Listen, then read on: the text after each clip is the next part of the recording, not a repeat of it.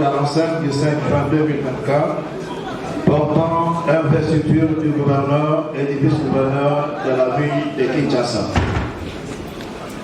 Le président de la République vit la Constitution telle que modifiée par la loi numéro 11/002 du 20 janvier 2011 portant révision de certains articles de la Constitution de la République démocratique du Congo du 18 février 2006, spécialement en ses articles 69, 79, 80 et 198, alinéa 2.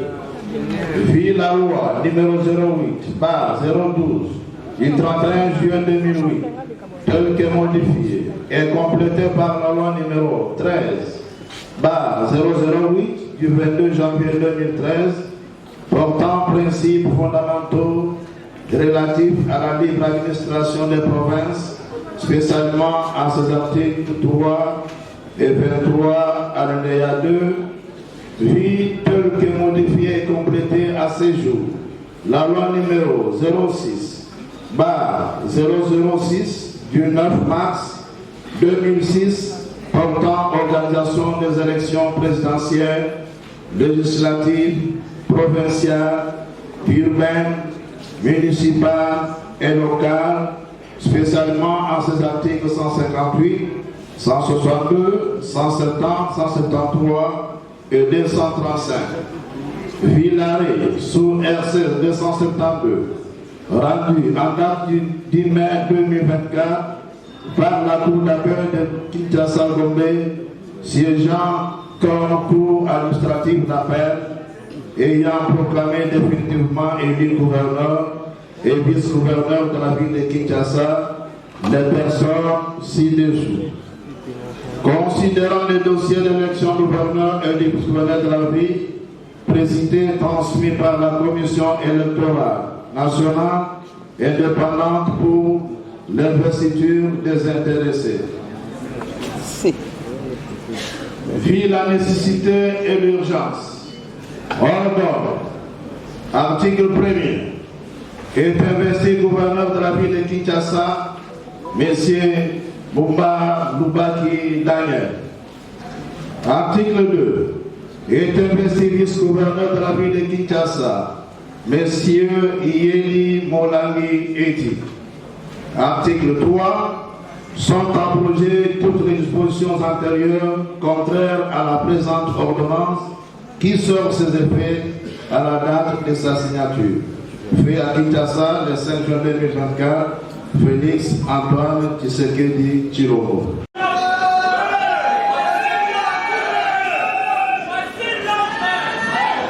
Ok, s'il vous plaît. Monsieur le gouverneur souhaite présenter son programme et à la fin, il va présenter la composition de son gouvernement.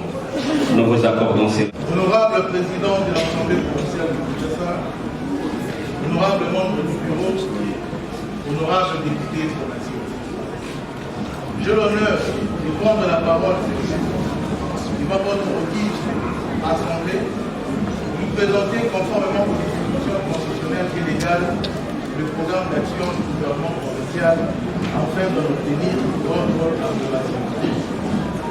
Veuillez me permettre, honorable député, de m'acquitter d'un devoir sacré avant d'entrer dans les vifs du sujet, celui de rendre grâce à Dieu de qui nous tenons les sources et qui guide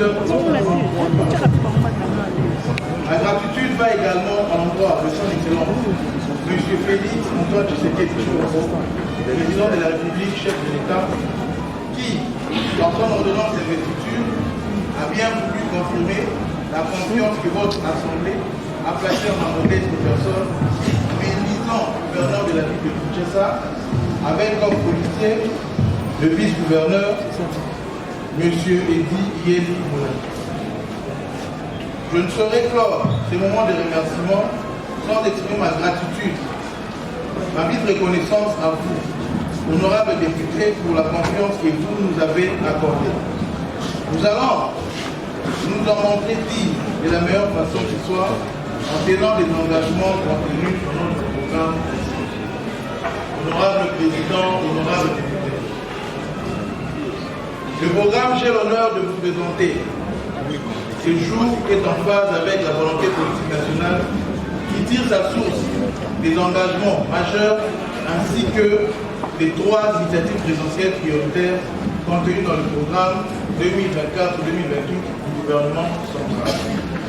À cet égard, notre programme dénommé Kinshasa et Zolunga est structuré en 5 chapitres qui se présentent de la manière suivante. 1. État des lieux. 2. Orientation stratégique. 3. Axe de gouvernance. 4. Cadre macroéconomique et financement. 5. Mécanisme de mise en œuvre et suivi évaluation. Honorable Président, honorable député. Concernant l'état des lieux, la ville de Kinshasa, capitale et siège d'institution de la République, fait face à de nombreux problèmes suivants.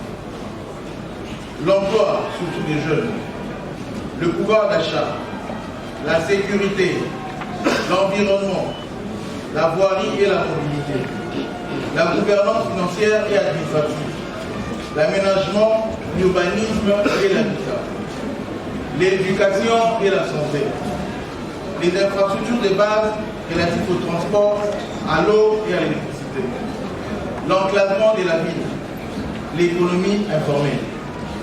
Honorable Président, honorable député, 50% constitue la population non active, représentée par 47% d'enfants et jeunes, 3% des personnes d'un âge passif allant de 60 ans à plus. Sur les 50% de la population active, 15% seulement travaillent. Notre défi est de donner du travail aux 85% restants, soit près de 8 millions d'équipements. À ces millions, il faut ajouter chaque année les nouveaux jeunes qui arrivent sur le marché d'emploi. Honorable Président, honorable député. Sur le plan sécuritaire, le banditisme urbain, caractérisé par les vols à main armée, les pillages, les enlèvements, les viols et rafles, prend de plus en plus de l'ampleur. Cette situation découle notamment d'une couverture sécuritaire déficiente, de la sédentarisation des agents de l'ordre, du trafic d'armes et munitions, de l'impunité des malfaiteurs mis à disposition des justices, du mauvais encadrement et de la démotivation des agents de l'ordre. Honorable Président, honorable député. En matière de salubrité, il est produit dans la ville de Kinshasa plus de 12 000 tonnes de déchets solides par jour provenant principalement de ménages, des administrations, des commerces, des particuliers, ainsi que des industries. Depuis près d'une année, ces déchets ne sont plus évacués. Ainsi, un petit calcul nous renseigne que nous avons près de 4 320 000 tonnes de déchets disséminés à travers nos 24 communes qui attendent d'être évacuées vers la décharge finale. Or, la ville actuellement n'a plus de décharge finale. Le centre d'enfouissement technique de Mpassa est fermé sur injonction du procureur général de la République de Kinshasa, Matete. Par ailleurs, le profil environnemental de la ville de Kinshasa se caractérise entre autres par une insalubrité généralisée, des érosions non maîtrisées, une mauvaise gestion des eaux pluviales et des eaux usées, une faible capacité d'intervention des services urbains, une déforestation et la disparition des espaces verts, un mauvais aménagement de l'espace, une détérioration des conditions d'hygiène, la pollution de l'atmosphère et les nuisances sonores, le manque de prise de conscience dans les chefs de la population aux problèmes liés à l'assainissement. Honorable Président, honorable député, en matière de voirie urbaine, elle demeure une préoccupation majeure de la population quinoise au regard non seulement de son incidence directe sur la mobilité en tant que l'une des causes avérées des embouteillages récurrents dans la ville, mais également de son impact négatif sur les charrois automobiles. Le déficit d'infrastructures de base couplé à la morphologie particulière de la ville expose celle-ci aux inondations et aux mauvaises conditions de gestion urbaine.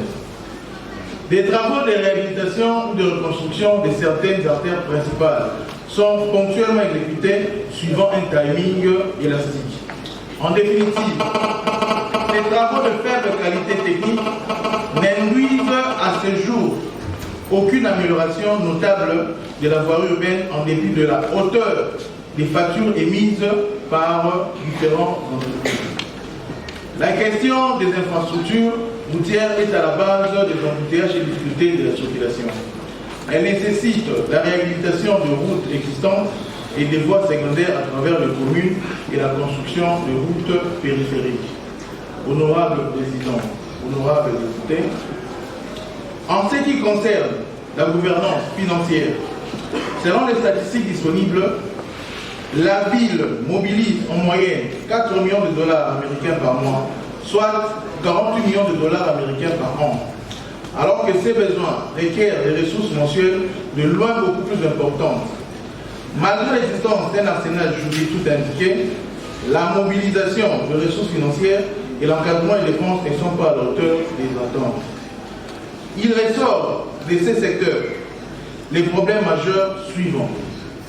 Coulage de recettes publiques, mégestion de la régie financière urbaine, non-respect du cadre organique de la DGRK et de la DGP, surendettement de la ville, non-respect de la chaîne des dépenses et de recettes, non-respect de la loi sur le marché public, absence de sanctions, manque de culture fiscale des assujettis, non-application de la disposition constitutionnelle en rapport avec la retenue à la source de 40% des recettes à caractère national. Comme partout ailleurs, un désordre organisé d'entretenu s'est installé dans ces domaines. Il s'agit entre autres de la faible culture fiscale, la multiplicité des taxes, accès difficile au crédit bancaire, non-respect de la mercuriale de prix. Honorable Président, honorable député, mon gouvernement s'engage à endiguer tous ces fléaux et améliorer les performances de la mobilisation des ressources financières de la province et d'en assurer une bonne gestion.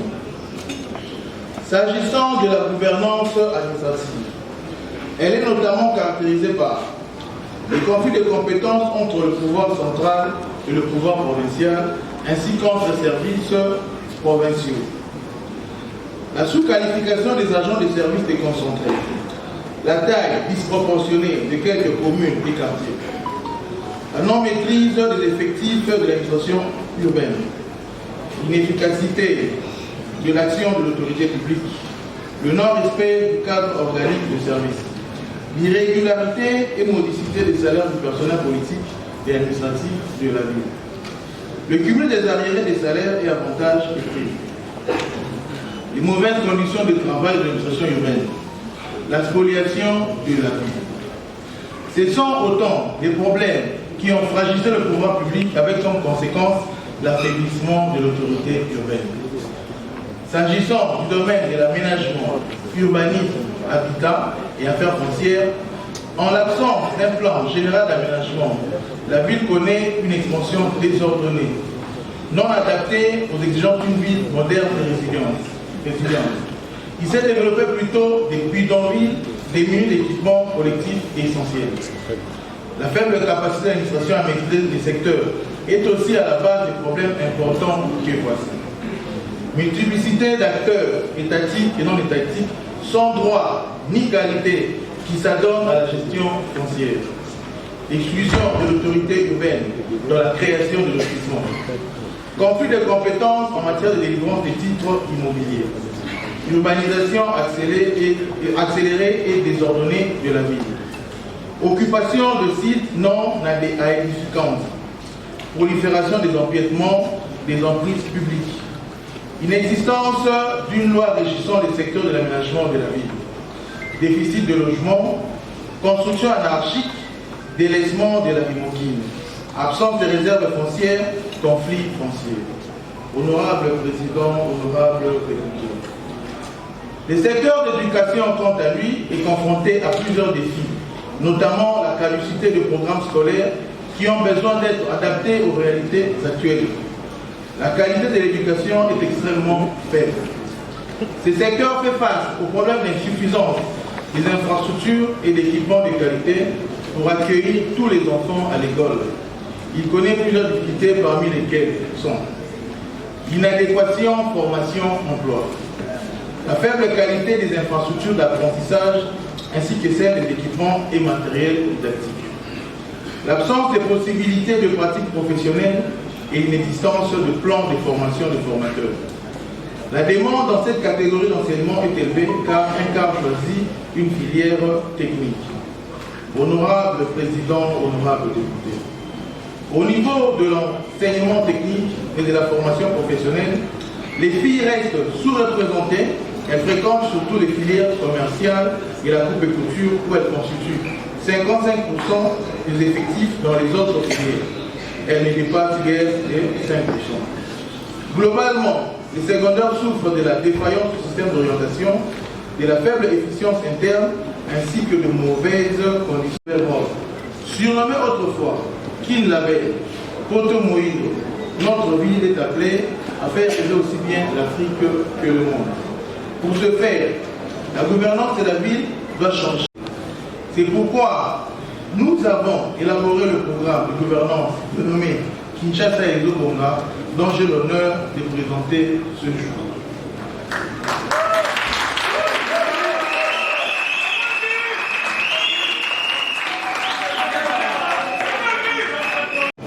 Ces axes mettent en avant-plan l'ensemble des projets structurants qui permettront de mieux apprécier notre gestion axée sur les résultats. Ce programme tient aussi compte des desiderata de la représentation provinciale contenue dans la plaquette qui vous a été distribuée en même temps que notre programme d'action quinquennale. Parmi ces axes, l'insécurité, la salubrité et la mobilité ont un caractère urgent.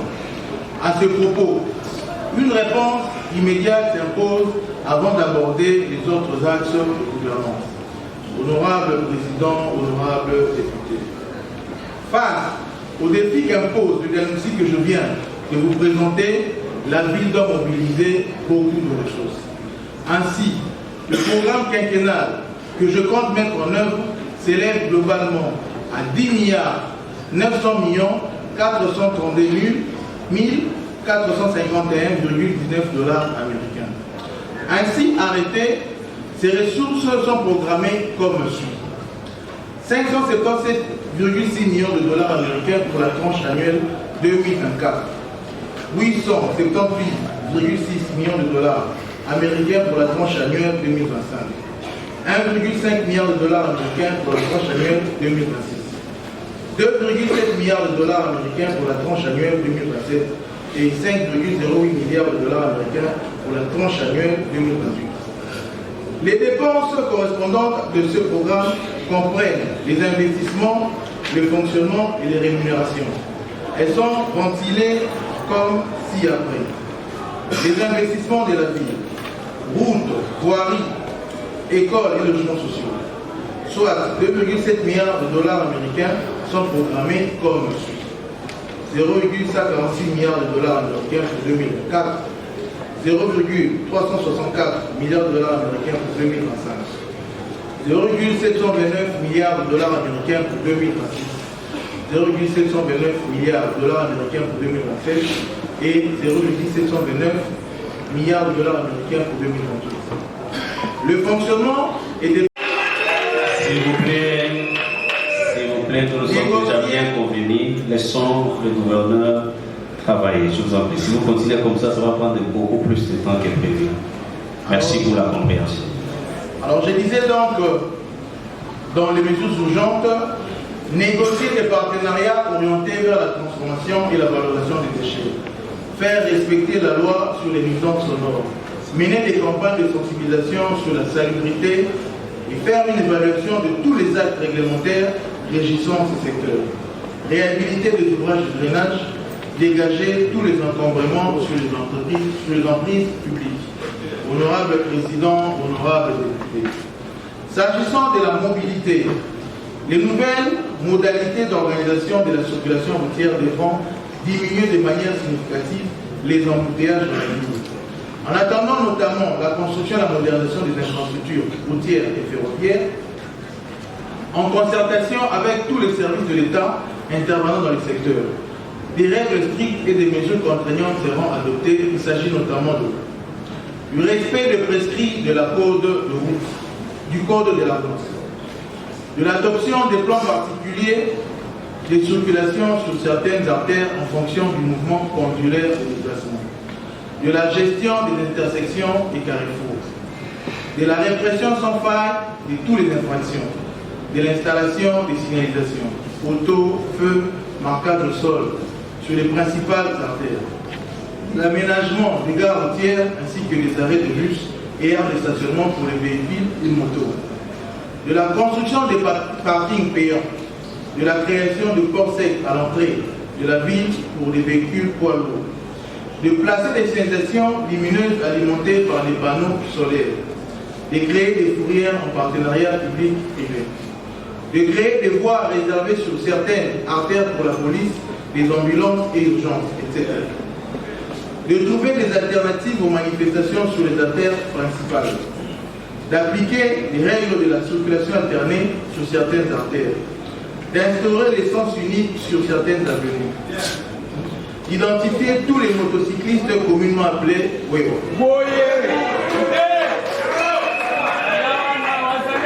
et rendre obligatoire le port d'un badge reprenant l'identité, la photo, la nature de la licence de motocyclisme, de délivrer des licences d'exploitation intracommunales et transcommunales, de construire des aires de stationnement aménagées pour le motocycliste dit Wewa, de faire respecter le code de la route, sens unique, conduite à gauche de la chaussée et non au milieu ou à droite, de tenir régulièrement des réunions avec les responsables des différentes associations, sensibilisation, publication des statistiques des concernants.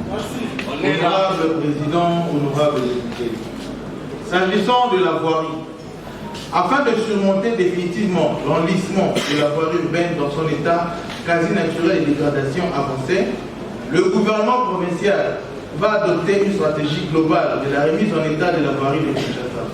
En attendant d'obtenir le financement du plan directeur des transports urbains de Kinshasa, PDTK en sigle, couvrant l'ensemble du réseau routier, voici quelques actions réalisables à très court terme. Bien calibrer les ouvrages d'assainissement. Indiquer sur les poteaux de signalisation des charges à l'essieu autorisé. Faire la maintenance des ouvrages de franchissement et sensibiliser la population. Honorable Président, honorable député. S'agissant du secteur de la numérisation, il s'agira de faire du numérique un levier d'intégration, de bonne gouvernance, de croissance économique et du progrès social. L'e-gouvernance qui sera mise en place permettra aux citoyens de bénéficier de services publics de qualité, traçables, efficaces et efficients. Les ministres provinciaux, on les invita chacun à l'appel de son nom à s'élever pour saluer votre auguste assemblée. Il s'agit de Madame Yvette Tembo,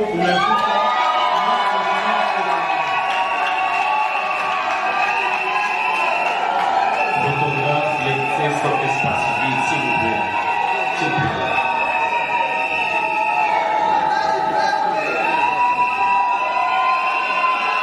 Monsieur Alain Chikungu, ministre de l'Infrastructure et Travaux publics.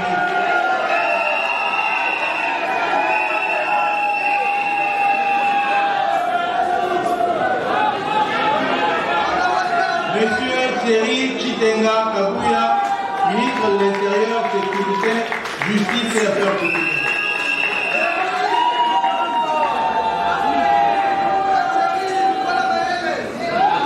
Monsieur Jésus Noël Cheke, budget, emploi et tourisme.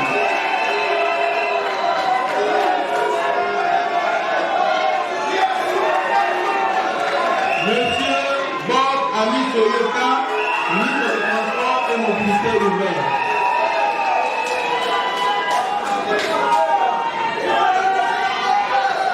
Monsieur Janon Canon-Larose, ministre de l'Éducation et Citoyenneté.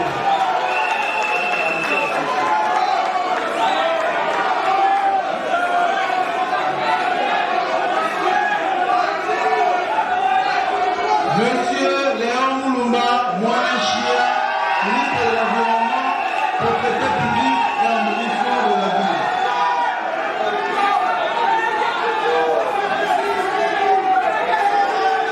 Monsieur Fiston Mukwebe Moussengo, ministre de Partenariat public, Commerce, Petites et Moyennes Entreprises.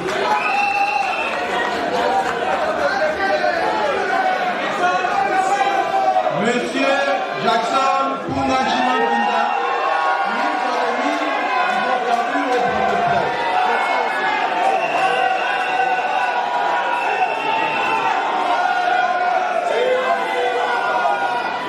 Monsieur Patricien Bongo Abakazi, ministre de la Santé, Hygiène et Prévention.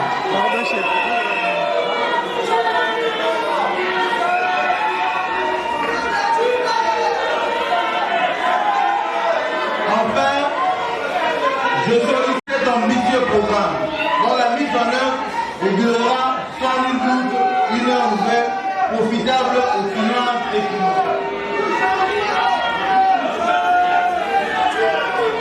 Alors, on a déjà ça, pour eux qui représentaient le programme Oyo, sur les Kinshasa et appliqué dans 5 ans à Montao.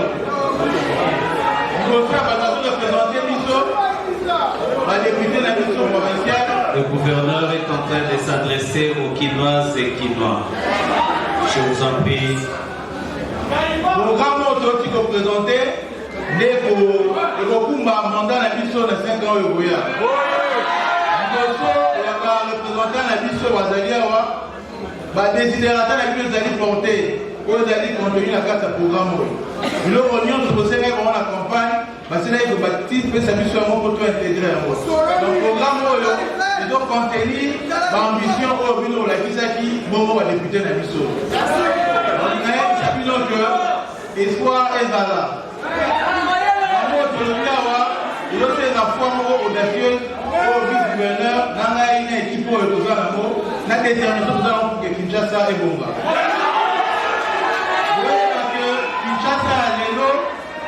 Kinshasa a lobby et on les gars à l'élo.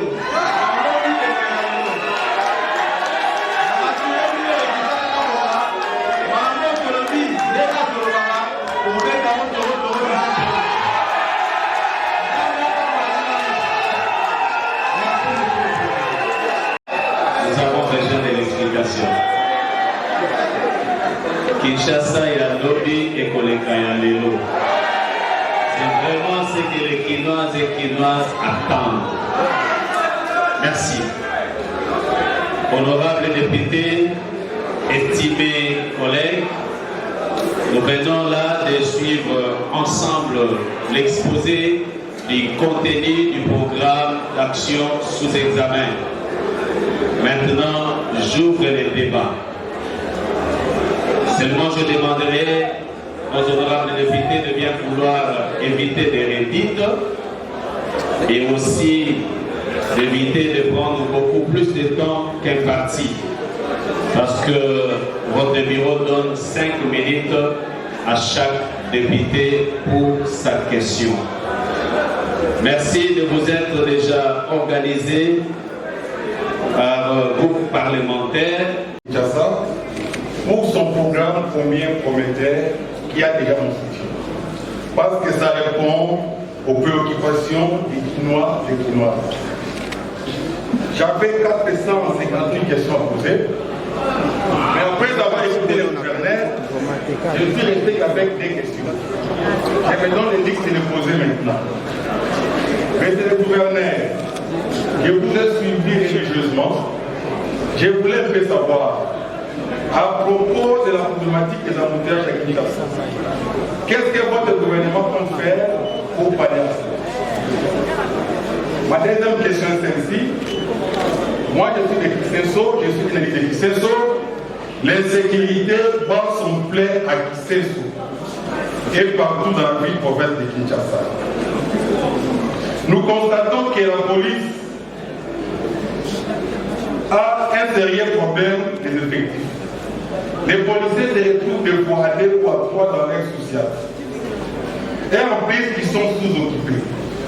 Vous étant le numéro 1 des clients, quelle est votre politique vis-à-vis de ces fléaux qui est devenu une monnaie courante dans notre Canada?